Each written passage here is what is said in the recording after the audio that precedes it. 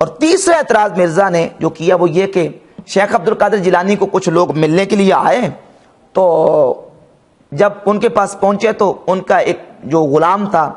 اس نے لوٹا جو رکھا تو لوٹے کی ٹوٹی قبلہ کی طرف نہیں کی۔ یہ بات یاد رکھیں کہ یہ صالحین کا طریقہ ہے، بلکہ صحابہ اکرام رضی اللہ تعالیٰ عنہم سے بھی یہ بات ثابت ہے کہ وہ ہر چیز کا رخ قبلہ کی طرف کر دیتے تھے۔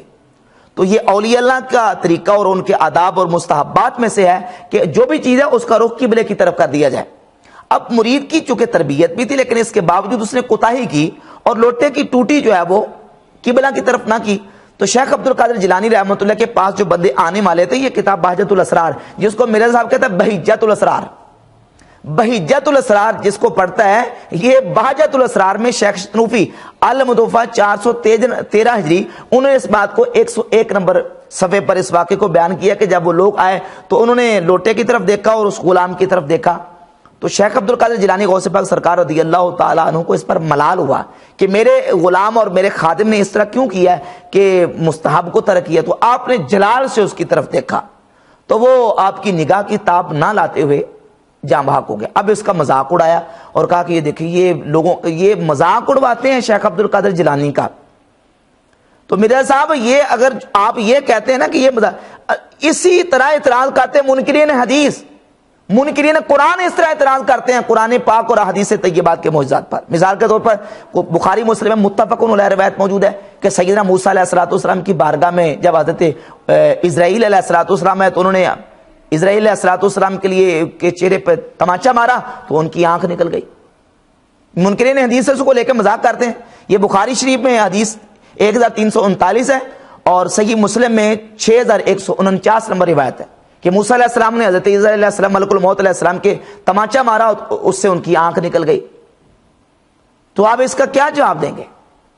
یہ جلال تھا سیدنا موسیٰ علیہ السلام کا جو اس وقت ان کو آیا، اور قرآن مجید میں واقعہ موجود ہے سورۃ القصص میں، سورۃ القصص میں موجود ہے کہ سیدنا موسیٰ علیہ السلام کے سامنے جب قبطی آیا اور اسرائیلی نے آپ سے جب مطالبہ کیا اپنی مدد کا، تو موسیٰ علیہ السلام نے قبطی کے ایک مکہ دے مارا، فَوَقَذَهُ مُوسَى فَقَضَى عَلَيْهِ، موسیٰ علیہ السلام نے جب اس کو مکہ مارا تو اس کا کام تمام کر دیا۔ تو حضرت موسیٰ علیہ السلام کے مکے سے جو قبطی مرا ہے تو اس کو آپ کیا کہیں گے؟ اس کا کیا جواب دیں گے؟ اس کا جواب یہی دیں گے کہ حضرت موسیٰ علیہ السلام کا جلال تھا، حالانکہ عمر مبارک بھی آپ کی چھوٹی تھی، تو اس حالت میں آپ نے جلال کی حالت میں اس کو مکہ دے مارا اور مر گیا۔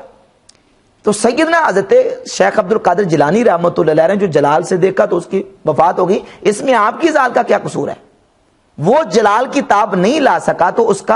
اس کی اپنی کمزوری تھی، اور بعض اوقات ہوتا ہے کہ بندہ جو نا وہ خوف کی وجہ سے یا مارے دہشت کے انسان کی جان نکل جاتی ہے، تو دہشت کے مارے اور خوف کے مارے اس جو خادم اور غلام تھا اس کی جان نکل گئی۔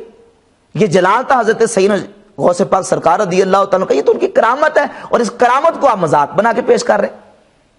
اسی طریقے سے حضرت موسیٰ علیہ السلام کے جلال اور ان کے غضب کا ذکر قرآن مجید میں سورہ طٰہٰ کی آیت نمبر 94 میں موجود ہے کہ جب موسیٰ علیہ السلام واپس تشریف لے کے آئے، حضرت ہارون علیہ السلام کو اپنے داڑھی اور ان کے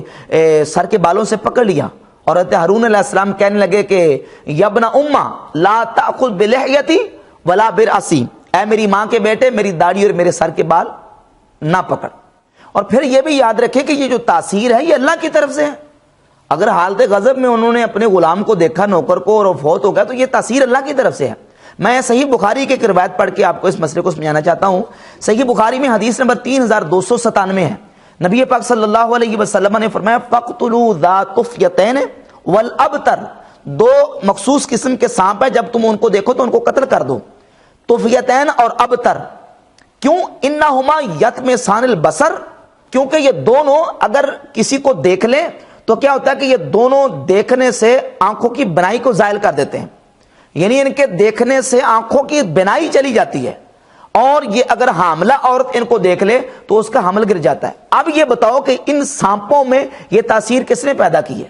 سانپوں کی تاثیر کو مانتے اور اللہ کے ولی کی نگاہ کی تاثیر کو نہیں مانتے۔ یہ صحیح بخاری کی روایت ہے، صحیح بخاری میں یہ حدیث موجود ہے کہ سانپ کے دیکھنے سے یا سانپ کو کوئی دیکھے تو دیکھنے والا اندھا ہو جاتا ہے،